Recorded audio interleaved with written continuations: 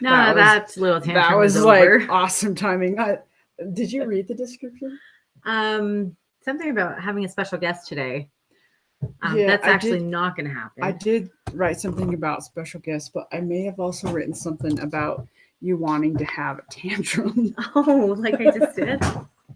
So that she just did that right before we went on was amazing. It was so amazing. She did it, and I said, "I dare you," and she goes, "Okay, let's do it." Do it.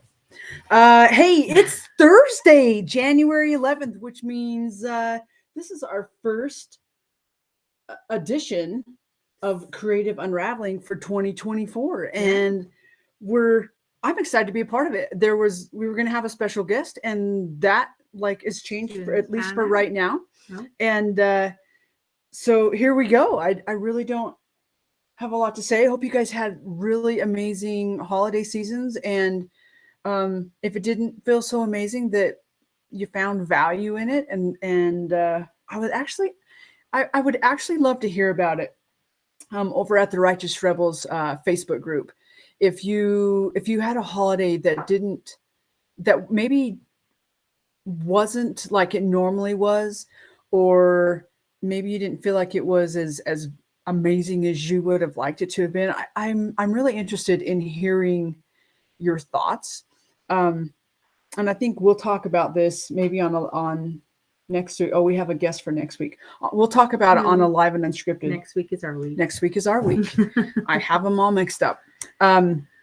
Just about I had my own experience of holidays being different, and just changing it up at basically the last minutes, and just the cool ahas that I had. And I would love to have discussion with all of you, but especially those who had a different kind of holiday. So here we are in 2024, moving forward with great intention and power. And Thursday's Leah's day for Creative Unraveling, and I'm excited to see what's going to take place today, especially because there were some feels coming into this today, and we've had a little bit of discussion of maybe what that could be. And have you discovered any closer? Earlier she's like, I don't even know what it is. I just feel like that. I know that you guys know what that feels like. Those moments where you're like, I'm excited to do this thing. It's my thing, but I just kind of static and tantrumy, and then you're like, I don't want to do the thing. And I think part of it is showing up. I think it's really easy to get in a space of not showing up, especially when with a lot of shifting and changes in life, and just feeling unsettled. I posted this on my personal page earlier of just having patience with where you're at in new beginnings, in just a lot of shifting. I had this really visceral experience during the holidays of just feeling pieces of everything I thought I knew, and the people I knew, and how I am, just feeling like this skin that I've been wearing, and it's it felt like I just all of a sudden had the memory of you talking about that, and it's like, oh yeah, I see that in my own mind and feel that. Keep talking, right? It's just pieces of it's what I imagine molting may feel like, and I think of the crab thing that we watched, or snakes, or what other animal. Yeah, and you kind of described it as the Marvel character that's I don't know who. I'm not on my Marvel terminology and character, but the one that's big and bulky and kind of he's in stone. Yeah. I don't. So it's pieces of that coming away, but underneath that is raw, tender flesh. And just I saw this picture that really depicted it for me, that I'm not who I was, but I'm not yet who I've become. And the picture is this person butterfly thing, but it's just emerging, starting to emerge from its cocoon or chrysalis or whatever you want to call it, and it's in a really vulnerable stage. It can't fly yet, it can't be independent. It still has to go through that process, and I'm finding myself in that process. And So I think when I come to this, I feel unsettled, and I'm not sure how to share or what to share. And just having the realization is I don't ever want to teach people this is how you do a landscape or this is how you paint butterfly. Like, I just don't want to do that. That's not how I learned how to paint. Why is that? Like, I have an idea for myself, and that's part of what we do at Rebels is we, like, I don't want to be anybody's guru or teacher, or I simply am like a guide or a coach that has experienced a lot of life and has learned a lot of tools and lessons and things that I find valuable in my own world, and I've seen them work in other people's worlds, and I just want to share them, but not say this is the way you do it. Like, this is a possibility of something that may work really well for you, and maybe you take part of that tool and you tweak it to your own thing that fits better. And I feel like when you're saying that, like, that's what I'm hearing is it allows me, who has struggled with perfectionism in this process, to be like, do it your way. Like, because I want to still copy, but you're like, you give me permission to, like, make mistakes. You give me permission to just fill it out for myself instead of saying it has to be this way. Like, this is the way you do this. This whole painting journey for me has been about learning how to trust myself and trust the messiness of it. Yeah, but that's what it is. And I feel like that's what draws me into doing this. It's I don't want you to focus on the result. Oh, look, I made a pretty picture. If that happens, oh my God, what a bonus. But it's the learnings I'm going back to the last in the one. beginnings, right? Like, it's what you get in the process of showing up and of being messy and of being uncomfortable and learning to trust yourself, that you'll feel out what that process is and what feels right for you and what feels right in how you express yourself. And also recognizing, I love that you're using the word process. Like, all things take time to grow, and all things take some time to heal and to build the new skills. And for me, it's that recognition of, like, allow myself some extra grace in the process, and that trust piece that by continuing to show up, I may never be the greatest artist, but the process and the things that I've learned in practicing and showing up are invaluable to me. So, okay, we can continue talking, but I would like to get started. Do it. Will you do me a favor, though? Will you turn that heater on and point it? We have a big window next to us, and I'm chilly. I don't know where you're at, but here we have like a blizzard warning that's supposed to take place here in an hour or so. But we've been having snow and wind, and it's a little chilly by the windows. A little chilly. Chilly. Oh, that's the wrong one. Okay, I'm just switching cameras. If you just want, we're going to keep it super simple today, and just feel into this one. Okay, I need to show that one in the stream. Yeah. Okay, just a second. And go. Oh, look, it has its own countdown. Bye-bye. Okay, is that? No, you're going to have to move yours. This is just going to, there you go. There you go. Okay. So what you need for this, I just do 145-pound press. There is a live, if you're not sure about what papers to use. I like that one. In the way. Yeah, I had to take myself on a field trip. Just go out, and I found myself at Michael's.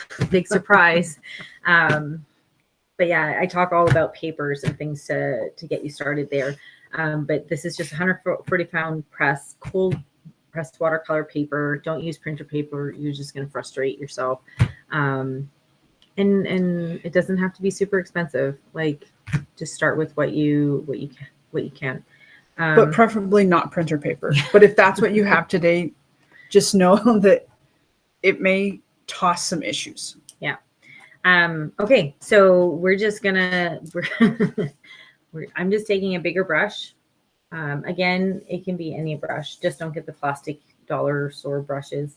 You know, like when you say the kits. When you say any brush, like explain the different like what.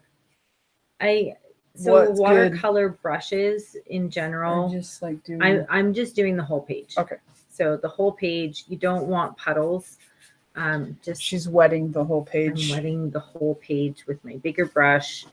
We're going to do something a little different that I find super relaxing. And in those spaces when I don't necessarily want to do the things, I find it an easy way to get started again.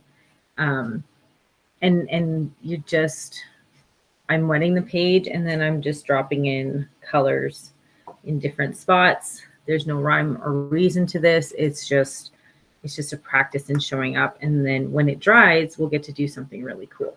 So there's no shapes that you need to be aware of. There's no rules. There's no expectations. There's no right way to do this. It's just have fun with it and watch how your paints balloon on your paper. And if you want to add some more water to it, and do like a little splatter thing, Oh. That's super fun. See, I just freaked out because the pink I had is now in the yellow. Oops. Okay. See, I'm having small freak out because look, do I not have enough water on the paper for it to balloon? It is ballooning though. But the yellow's not. Well, and you can put some more water. Like that's what I'm wondering. Like, do I just need more water in those Yeah. places? You definitely just add some more water. I just wet between. Well, there's that. There Okay. you go. All right, I'm leaving it. Right, and it's like what is it? I think one of the coolest things that just painting in general taught me was to learn just to let the paints teach me. Like I always found it so funny that I had this agenda for how I wanted my painting to turn out, and because my skill isn't quite where my imagination is, it would take me in different directions. But it was super cool because I would learn different techniques by accident, and happy little miracles, right? Like little mistakes that sometimes I don't even know what I'm learning other than just letting it be. I think sometimes it's just about showing up and doing the thing, and just seeing I think of the breathing exercise that we do before live and unscripted. It's really just a way to get in your body, pay attention to something other than your thoughts, or maybe pay attention more to your thoughts. It depends how what that process is like for you. What? I actually really like that part about meditation, and I think people in general don't necessarily have an understanding of that, and that's just my thoughts and my opinion, because of how I understood it to be. Is it's not about getting rid of your thoughts. It really is about noticing what thoughts come. What are they intrusive? Are they, are they invited? Are they uninvited? Are they battling? Are they provoking? Are they like helpful? That's been an interesting part of learning meditation for myself. It's like, and then learning how to sit back and go and just watch them. Like it's almost like popping popcorn and just watching your thoughts roll around. It's a crazy thing. I think that's been the neatest thing that I've noticed the most this year, is just noticing and not feeling like I have to attach to any of them. I don't have to believe them, and just the freedom of that. It's just been so eye-opening. What is that? I'm like, there's a question formulating. What does that feel like for you when you say like you don't have to attach to them? Like, what does that mean for you? I think for me it means there's a lot of stories that we get to experience. Okay, explain stories, like, so, for someone who may be new to that. What's your story around money, or what's your story around motherhood, or what's your story around relationship? Like, what is that supposed to quote unquote look like for you? And how do you move in your world to make sure that you protect and live out that story? Because if you don't live out that story, what does that say about you? I think of some of the cleaning house stuff, how I used to stress out so much if my house wasn't like super clean, and what would that say about me? I'm not a good mom, I'm not this, I'm and I'm failing, I had all these attachments to a clean house and my success as a mother and how I showed love. And I think it's really looking at where those expectations and stories coming from. Are they yours? And do you have to? I think of an example I have that's coming to mind is in my family. It's been like how you look, how you present yourself, how skinny or how fat you are, like that. Those are super present. In the family that you grew up in, yeah, like your nuclear family. Okay. Yeah, so that was something that was really present. And when you saw, extended family, that was the first thing that they would comment on. Friends, of the family, that it's just so much part of the culture. And I remember feeling a lot of shame because I wasn't the right size, quote unquote, the right size. I had to look a certain way, or even just my glasses, like just some of the stigma around wearing glasses. I remember just getting to a point where I found contacts just tiring to wear. So I started just wearing my glasses, even to like family functions or to, I think it was a baptism that I went to, and everyone's all dressed up and it's a big thing, and people are asking me like, why are you wearing your glasses? Why aren't you wearing contacts? I'm like, because I like my glasses and I feel more comfortable in my glasses. And I just learning how to reframe some of those things for myself. I think of like, I was in good shape, but I've had 4 kids and I have a little mom belly, and I was wearing a fitted dress, and I felt good though. Like I felt good in my body, and I felt, confident. And my grandma kept poking at my belly, like, suck it in. Like, and I remember just looking at her and saying, no, like I'm proud of my body. I feel good in my body, and I'm not going to give into the shaming of that, because it makes someone else uncomfortable. So when I say that about watching the stories, is where are those places that it feels comfortable for you, but it makes you want to question, like there's a battle sometimes that we have in making certain decisions, and what is it going to say about us if we make those decisions? I don't know if I explained that very well at all. I think you explained that really well. Like for me, some of those stories are like, the culture I grew up in, and what it means to be a good person, and to be uh, obedience was always the thing. To be obedient, and you're being obedient to other people. You never really taught to be obedient to your own heart, or and just how the story of like what a happy family looks like, or what just a family looks like. And um, even some of the stories around, like over the holidays, I had some huge ahas. That's huge culture shock, to be honest, of just like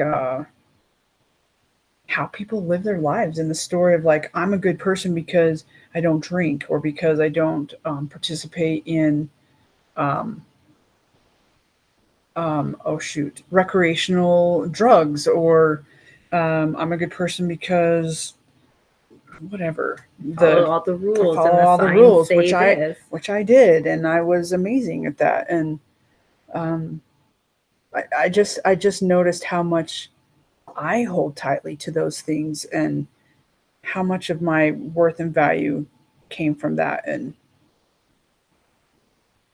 stories are interesting, especially when you, for me anyway, it's been an interesting journey to be like, oh, wow, I actually thought that, and I didn't realize I thought that. Or wow, that is something that I would have judged, and I didn't recognize that before. And just really eye-opening experiences of how that judgment came in me thinking I was being a good person. I'm not saying that I wasn't being a good person, but I just think that's super, one, vulnerable for you to just even say that and be in a place that you're It doesn't comfortable. feel very good to say it. No, but and it wasn't a really amazing aha moment either, but it was gut-wrenching. So I appreciate you acknowledging that for me. just that's hard. It is hard to look at some of those places and just have a different understanding, and you know what that can look like moving forward. I appreciated some of your shares yesterday when we did when you were talking with Jesse on Live and Unscripted. If you haven't seen that, it's on the Righteous Rebels page on Facebook. But just where you talk about, years ago, I wouldn't have even talked to you. Yeah. Because of, the tattoos or this and that. And like, it wouldn't have even been a thing. But just how much your growth has allowed you to look at things different. I always think of your story of when you went to Guatemala. Is it Guatemala? Oh, in the women's conference? Yeah. The women's conference, and just how shifting that experience was. Yeah, like, whoops. Like legit, I was in a rough spot myself. And for those of you who haven't heard the story, like just a rough spot myself with the things that I was facing. And at that point, it was owning my sexuality and what that could bring possibly in my life, and recognizing stories there, and being in a room, in a women's conference, in a room full of women who practice prostitution. It's down there. It's the number. If you ask little boys what they want to be when they grow up, they say truck drivers, because they get the first pick of stuff off their garbage trucks, and they make their living out of the dumps. These people go and, like ants around ginormous machinery, they pick out what they sell at the dump, whether it's old doll heads or it's plastic bags or it's milk jugs or it's whatever it is. And you can walk down their little thin streets that are like maybe 3 feet wide from one front door to the next. And they had just actually gotten pavement and water in their houses. They literally live on the dump. And so for women, a lot of times the best thing or the next best thing is to prostitute themselves, because then they get the next picks off the truck after the truck drivers. And so to be in a room full of these women, and in the midst of my own, I'm going to call it a crisis, because it kind of felt like a crisis, and to recognize my own story and how they still celebrated their lives and their value and their worthiness, and how they saw themselves in relationship to God, and how they worshiped him. And it was eye-opening, life-changing, sobbing moments.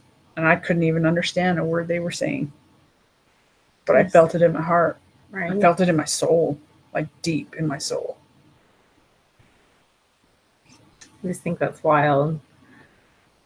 Just how much we're caught up in our own worlds, our own lives. And I have my daughter here from Canada, and just getting to see some of her recognitions, and just talking about like the different pace and the different feel, and just how much we don't even recognize those things because we're so immersed in our worlds and how things have always been and how we've always done them. And it's challenging to move away from some of that stuff.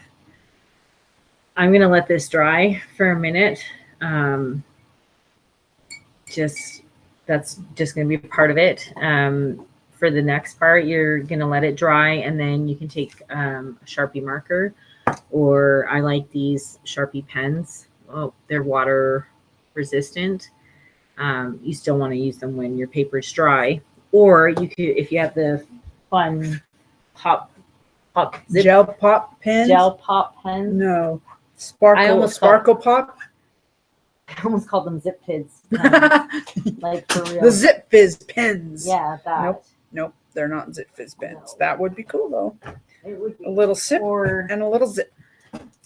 So you can use these pens. or there's like paint pens, like whatever you have. But the next part of that is just once it's dried, it's just find shapes and move around the shapes. It might take a second. It will. It will take a second. Okay, so let's keep talking. I like this. It's a great space to just chat. Again, I would love to hear like what you out there, what are some of the stories that you recognize for yourself or that you cling to? And P.S. There's nothing wrong with clinging to your stories. We hang on to them until we're really ready to change. Either we're ready or it's painful enough. And I used to think that was like the dumbest thing ever. But the reality is that's how it works. Like until we're ready or we're shown a different way and seen how do I want to say that, we're shown how painful it is to stay in that space. And we still get choice though. We still get choice. I'd love to hear what some of your that is one of our discussions about choice. I went down a rabbit hole of thought one night of how much choice do we really have when we think about like the circumstances that come around something, like thinking of our background and our history and our experiences and where we're born and our parents, and like how much is it actually choice when we're programmed to function a certain way. And I'm like, is it that we challenge those programs and that's why it's so hard and why it's so painful at times to make certain choices? Or I think of all the, what's that called, algorithms, and how I think I watched a documentary about it, as far as it's not that your phones are listening to you, it's just that they've tracked so much behavior that they're predicting what you're looking at, what you're seeing, and it's actually really scary that programs have that kind of awareness of your habits to the point that they can predict your next moves or your next points of interest, or know what to suggest to you that way. And that's why it makes me think how much choice is really ours if we can be programmed that way. And through what we see and what we watch too. Yeah, it's crazy to think about for sure. Trying to get some of the water off of I have a couple places where it's pooling, so I'm trying to pull water out. So this is like, I'll do something similar. I've done this would be cool with salt. Yeah. You can definitely, do you want salt? Yeah, I do. Okay. I'm gonna go get some salt. We've only done that once, maybe twice, but I like what salt does to the paintings. I just want it noted, like, look how calm I've been. I know. You've been super chill. And I'm just totally letting it be. And I didn't really look at yours for instruction like that. I'm feeling pretty good about myself right now. That's awesome. I love that. I do too. Okay. I just took salt, real salt. I would maybe recommend table salt just because it's suspendy and you use it for your consumption. Mm-hmm. And I just sprinkle it over the page. I did not. So we'll see how that turns out. Right. But I think it's just this for me is it's kind of like drawing maps is what I think of. I think of a conversation I had with a client today about, we talk about our paths and how to get to our paths, and they restructured that in the culture of the company they were working with to say, instead of a linear path, because no path is ever really linear. And I think that's what causes so much tumult when we're changing, is when those paths aren't linear, it makes us feel kind of lost. Yeah, I think that's what you were talking about in the beginning of here, of like, you don't want to say to us, this is how to do it. Yeah. Because there's always going to be a jig or a jag or a jog or a whatever you throw in your own words. And it's never, it really is never linear. In my experience, in my world, like, it's more anything I learn is very rarely linear. Yeah. And it's more like, this is the general area of where you want to be. and these are some steps that you can take, but like experiment with it, see what's going to work for you, see what feels good, what feels right. Like I think of kids and trying to decide on a career path. Like I wish that was a little different. Like I wish that I would have been coached or guided to. I feel like we need like, I know that there are countries and places that take gap years to go and play or whatever, but that we could have time to like actually explore who we are as people and what we actually like outside of living in our homes and explore different careers. Well, I think of the guides on the river trip. Yeah. Like they've taken time away from studying, and they're doing different things, and they're traveling, they're having different experiences. They have a wisdom. Yeah. They have a wisdom about them that was just beautiful and unnerving, and something I would love for all kids to have. Right. And I think it's just there's so much pressure, I think, put on, you have to follow this path, or it's unsafe to not follow that path. But I think of how many people follow the path and then don't even use the stuff that they paid so much money to be in. I'm an example of that. Right. A total example of that. I have a bachelor's degree in speech language pathology and audiology, and I've used it 0 days. Except when you're looking at how we pronounce Cuillère. Cuillère.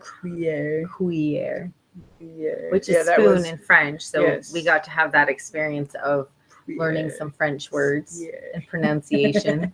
So that was interesting to watch. I think that was part of my culture shock too. Is I don't want to say culture shock, culture adjustment of being with your family who's like Nicaraguan. They speak a lot of Spanish.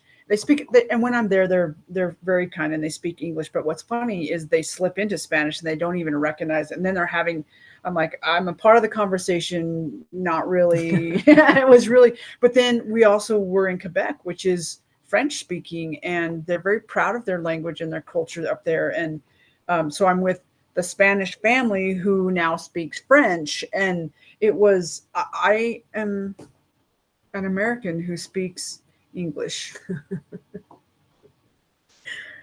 It was funny because sometimes I would look at you and I would just start in Spanish. I'm like, nope. Like, and just because it is so automatic when it's only with my mom, I notice, it just kind of flips for me automatically. And then I forget, when I just forget.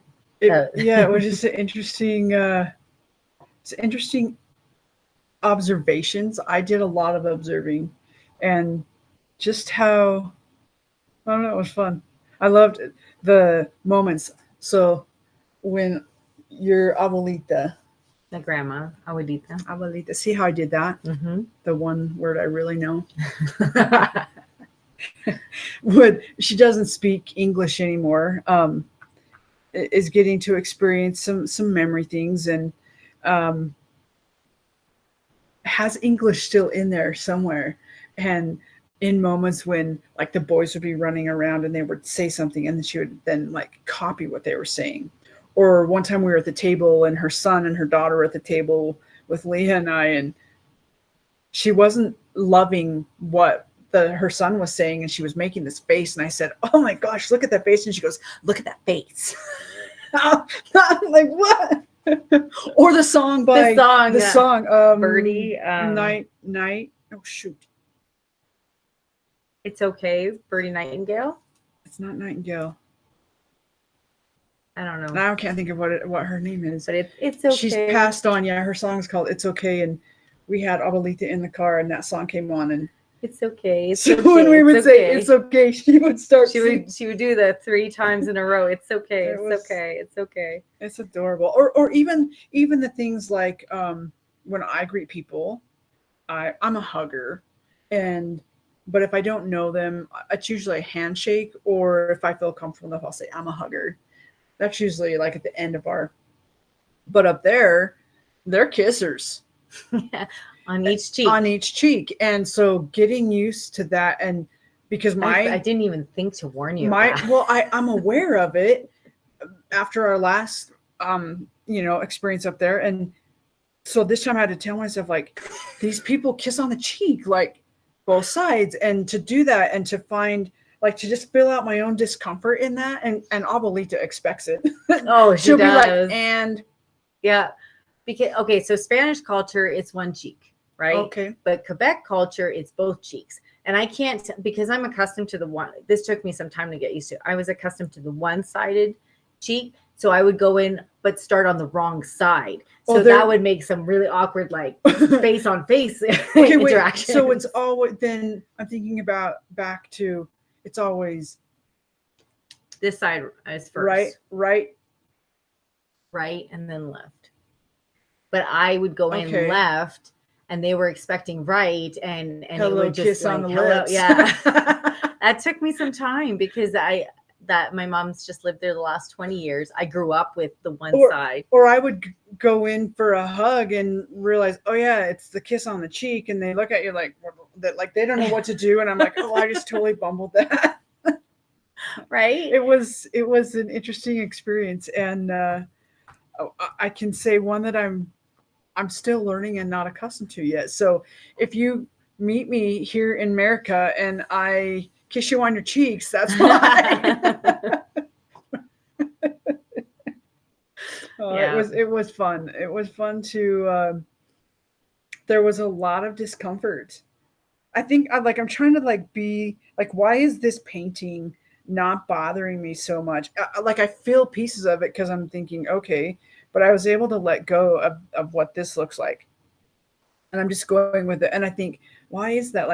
And when I was up there, I found myself a lot in observation, a lot in just personal reflection of where I felt discomfort and maybe why the discomfort, and how do I want either sit in it and learn to be okay or move through it when I'm feeling it, depending on the situation. And that was really eye-opening for me to just recognize some of that stuff in myself, and to be able to say to you, hey, I need to go take a time out, and just I would be on overstimulation. And if you're not accustomed to that, I come from my life has always been busy, go, whether it's 4 kids at home or growing up. I'm the oldest of 6.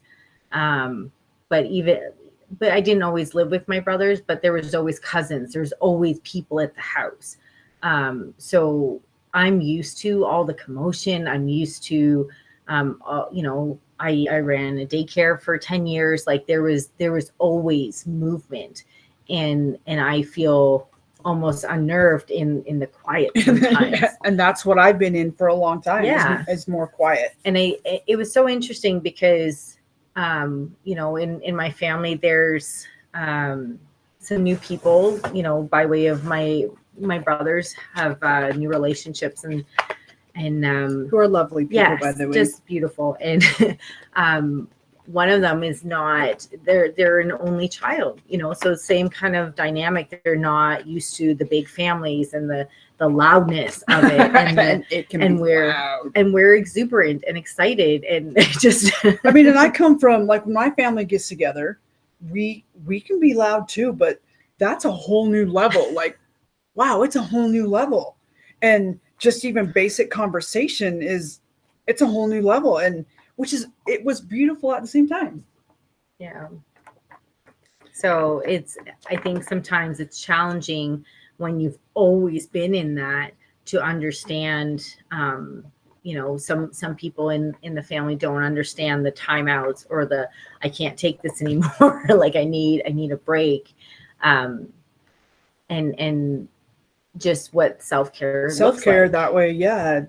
Making sure that, for me, it was, I know there's a couple of spots that are still, it's more just about regrouping and just refilling for a minute in silence, listening to some music, or going and doing a guided meditation, or just taking some quiet. Honestly, sometimes it was, I'm going to close my eyes and take a 30-minute nap. And it was, I'm grateful that we had an agreement on that, and this is me giving you permission to do the same, I guess. I was also thinking about like some of the other spaces that I got to fill out and be okay with, and that was like Christmas Day. Like that was such a different experience for me, and to not have like it literally was a 180 from how I typically experience Christmas, and to not have any of the things that I'm accustomed to. It was me and a nice hot bubble bath and a fun movie and for a little bit, and to recognize that I was okay. I was okay in that, and that I didn't have just a recognition of like what we put on that day, especially, but any of our holidays. I'm talking about me, but I know that you can probably relate as well, um, and that it has to be a certain way or close to a certain way in order for it to like be successful or to be fun or and it was absolutely nothing like I'm accustomed. And yet it was still really beautiful. And uh, it was just a really nice day. And it was kind of cool. Some things that I got to figure out inside of myself while I was gone.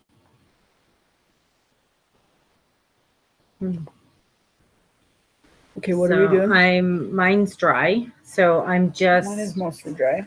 pulling out shapes. So I'm looking at where the paint is. It can be the same color, it can be different colors, and I'm just creating shapes that I see in it and separating. I've done paintings where I'll do this and then create patterns within the shape. Like this here, I see another like a darker shade in there. I see just creating some shapes. It's just kind of a relaxing way to just start in the motion of the watercolor stuff. That's funny because I don't find this part as relaxing. Tell me about that. I think again, maybe it's like expectation of what shapes look like or what they should be instead of like I'm looking at yours going, put your pen down. Okay, yeah, I see that. Like I know I can follow that. Yeah. It just is. I just am noticing. Like I'm like, okay, I don't know that I find this fun, but it's going with the flow and understanding that it doesn't have to look like a certain thing. Like the shape can be anything. It can be. That's the piece of like mind jogging that I get to do right now. I'm just gonna let it go. Well, and I'm just like I make my lines squiggly because they're not super smooth. So well, and I put salt on mine, which creates extra smoothness and jaggedness.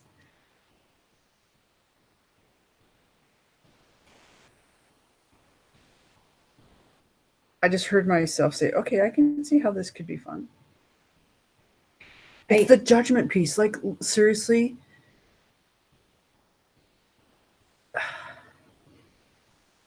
Oh, yeah?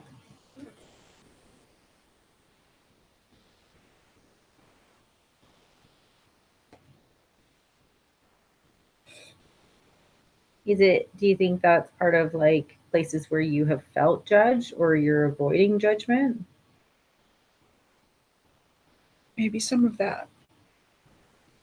But just how unknowingly or unrecognizingly I maybe have judged other people, but I think a lot of that comes from just how I've judged myself. And I think those pieces tie to the perfectionism I lived my life in, which was some of it put upon me by culture, but some of it I put upon myself. And just noticing how much I still do that to myself, which makes it a lot easier to put it outside of me and towards other people.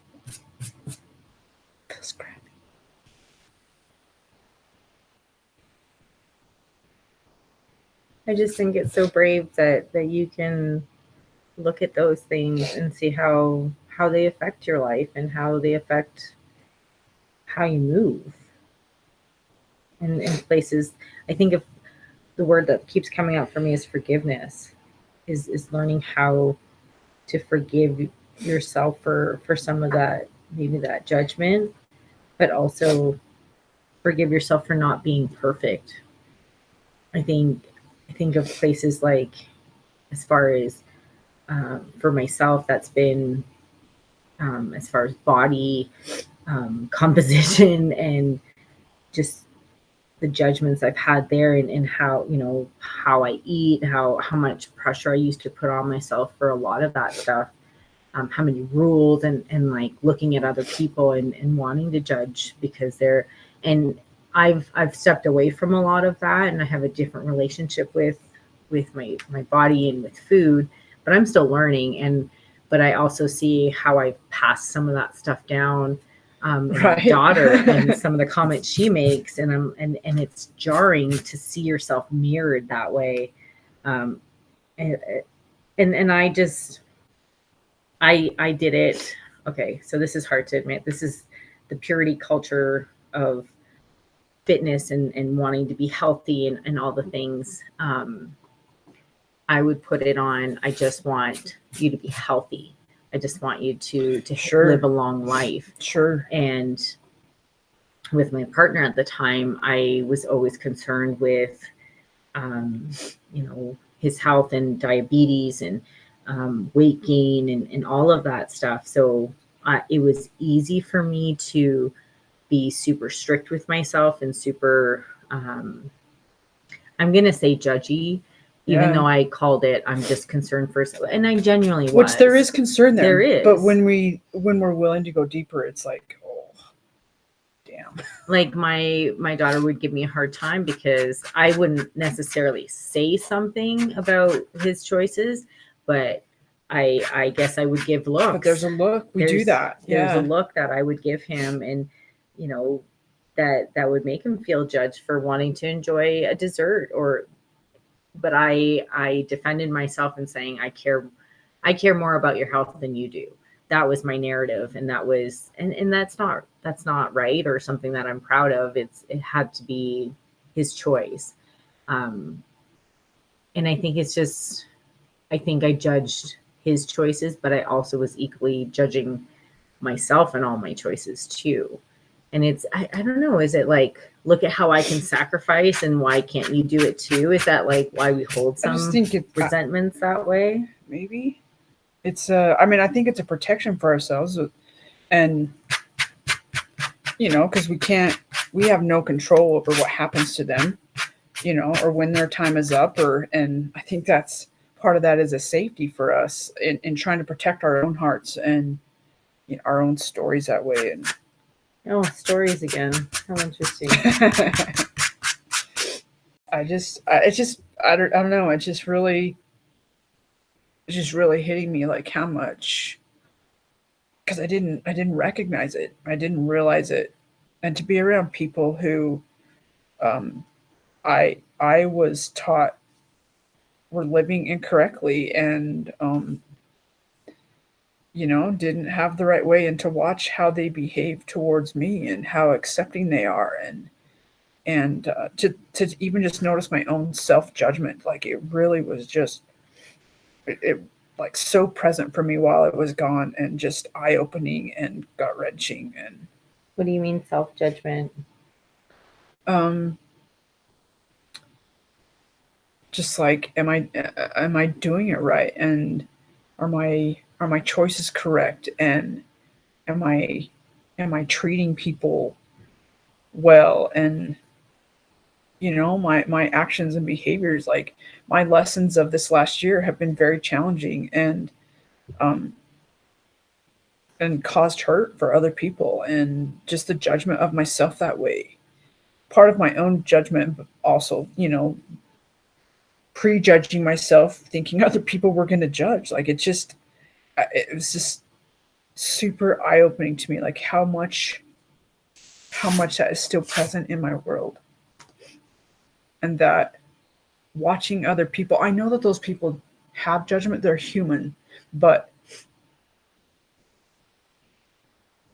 I'm hearing my mind say, and maybe they don't as much, but because I didn't hear it, I didn't see it. Um, I think part of that is like just how much I know one of the big lessons that I learned in this time away was um, just how much people project their stories of who we should be to fit into their world, and when we yeah, don't meet those standards, it yeah. can be jarring for them, and to the point where they don't even know how to have you in their world. I think of some amazing people that I've had lend me a hand in places where I felt really broken or I felt really lost, and how supportive and loving, and how much they were there for me.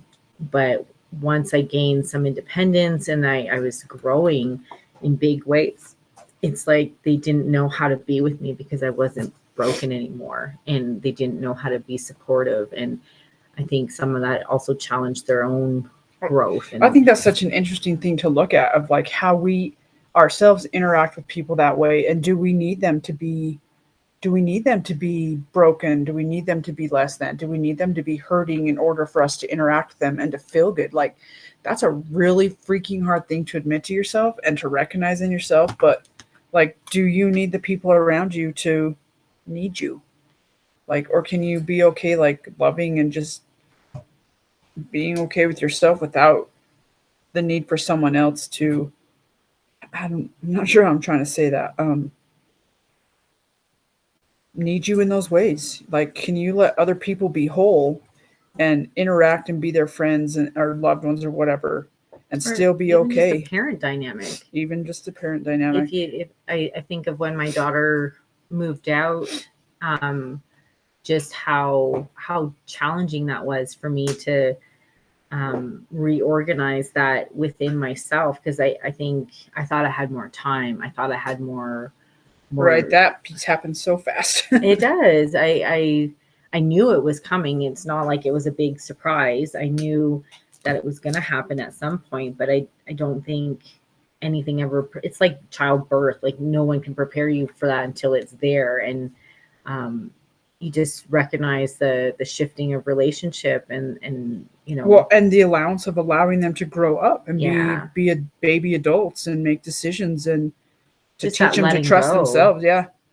And just not wanting to impose myself on her, and because the whole point is to teach her how to be independent and to teach her how to make her own decisions and trust To those trust. decisions. Oh, there's that word again. Right, but how challenging that can be in places where I didn't have control of her choices or what she was doing, and how challenging that was at times And you know what I to let love, go of. and again, this is something that I recognized when I was up there, is the conversations you're able to have. I remember saying to you, there is no way I I would that I could have those conversations with my own kids. It's not just not the things that we talked about. It wasn't even stuff in our world really, and the culture that I raised my kids in, and that you're having these discussions. It was blowing my mind. It's still kind of blowing my mind, to be honest. It Yeah, trust and judgment like that. Just It's crazy. I'm still filling it out, and just the recognition of it, and It's pretty amazing. I just think it's so humbling and so um, just gut so wrenching. raw that you can have that and share it so openly the way that you do. Um, and maybe it'll help someone else recognize that in themselves, and where they've had some judgments. And I would love to hear, like, if what your experience is that way, and it doesn't have to be about judgment. It could just be something, what's being put in your presence to learn or to recognize and to see how it's affecting your decisions, but also because it's affecting your decisions, all the stuff outside of you, the people outside of you, and how is it holding you back from accomplishing the amazing things you were sent here to accomplish. And Yeah, I would love to hear about it and have further discussion and celebrate your bravery in doing so. I'm celebrating your bravery right now. Thank you. I don't like admitting it. It feels crappy. But I also know it's human. And it's also a big point of growth. I mean, that you can admit that stuff. It's kind of like what Like you it guys were feels talking. crappy. Well, but now you have a point of awareness. It's like Jessie talking yesterday about, her toxic behavior and how challenging it was to look at some of that stuff, but recognize that that's where she was at, and she was doing the best she could in those moments. You were doing what you were taught and what you knew. Yeah. And I'm aware of that. Like I don't feel like I'm being hard on myself. It's just like, damn. Like, whew. Well, Wow. it lends to a conversation that's been coming up a lot this week or the last month even. It's really hard to see these with tears in my eyes. I thought it would amplify it. I don't know. No, it's not magnifying it. Just of like thinking that we want something and thinking that we're ready for something, but when that something presents itself, it churns up a whole lot of emotions and new. So, is that kind of like building a company that brings people home to themselves? Something like that, or just feeling wobbly. I relate that. I love that you related that this morning. It just, that's how it feels. Like I described earlier in this paint cast of, feeling those pieces of old self skin coming off, and you're molting and everything's vulnerable and new, and it's kind of like it's a rebirth, and you're learning how to walk again, and how I want to get frustrated with myself because I used to feel strong, I used to feel confident, I knew how to be that way. I love how you presented that. Just having patience of having new legs and having a different kind of strength, learning a different kind of strength and way of being. And what kind of strength is that for you? Like, we kind of talked about that. Like, what was the strength you had before? Oh, crap. Before to what? I'm just going to let that be. To what you feel like you're gaining now? Like, what's the strength that you exhibited up to this point, and how did it serve you? I think the lesson that's really presenting itself to me is just the recognition of I don't have to do it all alone. I know how to do it alone. I know how to do it, and I'm self-sufficient that way. And and there's a strength in that, like in being like, I can overcome, I can figure it out, I don't need anyone. There's strength in that. There is, but it's also super lonely, and it's exhausting when you live your life that way. But just recognizing I don't really want that. Like, one of the things that always gets me is how when Jen was doing her ultra runs, having a support team like that concept seems so foreign to me. And it just, to be vulnerable that way, to have other people supporting you that way, like it just feels foreign, and it makes me emotional at times when I talk about it, is thinking that I could have something like that in my own world, and that I don't have to do it all myself. That goes for you too. Yeah.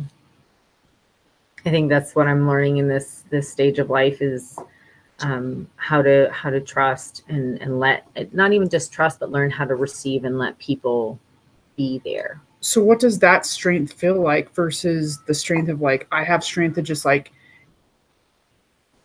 figure crap out and just make it through life, like every day, like I'm just going to figure out how to make it through every day, or sometimes every hour, like, versus the strength that you're learning now? Like, how do you feel it differently? When you or how do you think you feel it differently? When you said that, I think of roots.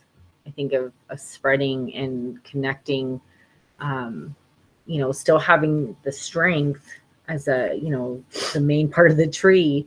But I think of the movie Avatar and the interconnectiveness of the trees, and the communication, and the just the life force that would give, just being a part of a community. And it's that whole thing, takes a village to raise a child, and and just how It takes a village to raise a human. Yeah. No matter what age you're at. I just remembered what I was going to get at Walmart. Tissues. That's so random. Tissues. Okay, well, this is It's not random. I have a runny nose. yes, you do. Okay, so that's kind of what mine. Okay, wait. I'm gonna came take out this off looking at. and show mine at this point. I'm almost there, friends. Looking at the different shapes, and I added some squiggly lines. I added, you could do it with a gold marker. You can do it with anything that you have. This actually was cathartic, and I'm grateful that I sat here and did it. I'm grateful that you did too. And that we had the discussions that we had. I'm not going to do that. That doesn't want to come off. And I think like this would be cool and have a printout and do your favorite quote on it, or just leave it as is, or it could be a cool background for a picture you print out and you frame it. Like it'd be super. Okay, cool. Remember I put salt on mine, so how's it? Oh, You're not that be able to looks so see cool. If you put it closer, maybe. I know I didn't want it to fall into my keys. Well, Wait, we put can it lay here. it here. Yeah. I don't know if you can see the texture that the salt created. Oh, for sure. You see that? Isn't that cool? I love it. See, especially in the purple. That actually was fun. When you say that, I'm like, well, because remember when you started, you're like, oh, I'm going to draw these lines, and it's fun. And I'm like, yeah, that doesn't sound fun, but it actually was fun. Look at that. Isn't that cool? I love that. Very cool. Awesome. I love the hearts in it. Anyway, we would love to hear from you, like what your discoveries are for this new year, or as you were looking back on the last year, and let's talk about this. Like, let's have conversation. Conversation takes the energy out of it. Let's normalize being human. Let's normalize the human things we get to experience, which is all of the emotions. Let's normalize like feeling all of the emotions and what comes with it, because when we do that, we take the energy out of the ick and just make it okay. Yeah. You shine light on the things. It's the quote I think of often is the things that you hide can't survive the light. Like it can't control you. It can't dominate your thoughts the way. Oh, well, look at that. That was super crooked. How I put my. Look how beautiful yours is. Pop, like I was so even. I know, but my mind does that. Mine doesn't. Anyway, thanks, Leah, for this creative unraveling, and we'll look forward to doing it again with you next Thursday. This one still is a little bit at random times, but probably starting in the month of February, we'll try and find a more solid, steady time that you can look forward to it. Sounds good. Awesome. All right. Yeah, I think that's it. Take us out. Do we end like we like? I think we've done the be bold, be brave, but I think this is more creativity isn't what it can do for you. It's what you can bring to life with creativity and how you can practice that in your own life. So what my question to you is, what can you bring to life by expressing yourself and exercising your creative muscles? Ooh. And you can show us what you're bringing to life in our art gallery. Yes. Over at the Righteous Rebels Facebook group. If you're seeing this on my personal page or on Leah's personal page, or you're seeing it on YouTube, or you're seeing it on LinkedIn, head on over to where? The Righteous Rebels group. Facebook group. And do what? Boink, boink. Hit the join button and we'll let you in, and you can check out, it's in the featured part of the page. It's an art gallery, and we would love to see whatever your art is, whether it's acrylics or watercolor or Cooking, a meal or quilting. We had someone share the quilting. Whatever knitting. it is, we would love to see what you bring to life. Bye, Cadence. All right, we'll see you guys later.